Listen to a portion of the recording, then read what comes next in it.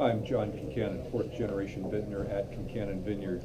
Really a pleasure to be here in the Boston proper area. Reminds me back of my great-grandfather who immigrated from Ireland, born on St. Patrick's Day in 1847. At age 18, he came into the harbor here in the Boston, Massachusetts area. So 151 years later, really feel proud to be visiting back here, introducing my new line of wines, and help to think that he could have imagined all that this brand has become. I wanted to give you a little bit of our history. We've been in the wine industry for 133 consecutive years. We are America's oldest continuously operating winery in the United States of America. My grandfather, Captain Joe, as we affectionately know him, he was in the military, cavalry. He got us successfully through Prohibition, 1920 to 1933, the dark 13 years. So I call him the defender and protector. Again, I think we've had the right people in the captain's chair at the right time. James, our founder, my great-grandfather, very entrepreneurial. Captain Joe, my grandfather, second generation, military man, very disciplined, got us through those dark 13 years of Prohibition. And then repeal Prohibition, 18th Amendment, to ever only be repealed, 1934. The California Wine Institute was founded.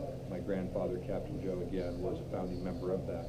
And then my father, Jim Concannon, who's my hero and mentor, he's been at the helm for 65 years.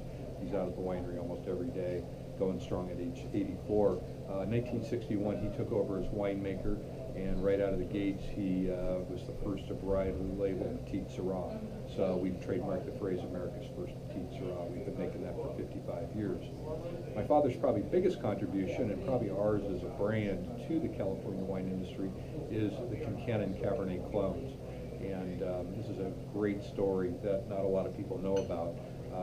Again, my great-grandfather, he wanted the best cuttings, and he found that the Livermore climate and soil, where our winery is founded, our estate, is very similar to the Bordeaux region in France. So back in 1883, he goes back to Chateau Margaux, brings back Cabernet cuttings, the finest. And then when we fast forward to 1965, when other vineyards throughout California are dying, ours were in fact doing well. Not only that, they were thriving. So my father worked with UC Davis to make cuttings resistant to phylloxera and other root louses. So by working with Davis in 1965, they took 3 cuttings from one vine, we call it the mother vine, and it's still on the property. And those are taken back to Davis, heat-treated, cloned, and then released to the industry in 1970. They're known as the Concannon Cabernet Clones 7, 8, and 11, and it's estimated that 80% of the 88,000 acres of Cabernet are traced back to the Concannon Cabernet Clones. So I'm holding that actually in my glass right now here, some Cabernet. This is my new collection that I'm releasing to the marketplace nationally.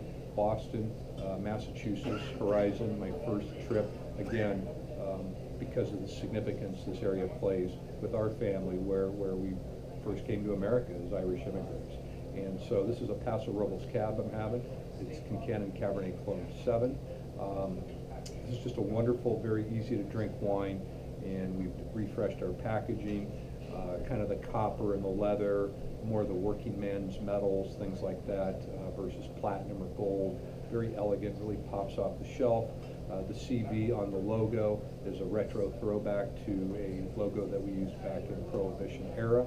And again, I hope you enjoy the wines. We have a lot of history, 4 generations, America's oldest ongoing winery under the same family label with family stewardship. 80% of 88,000 acres of Cabernet planted to the Concannon Cabernet Clone.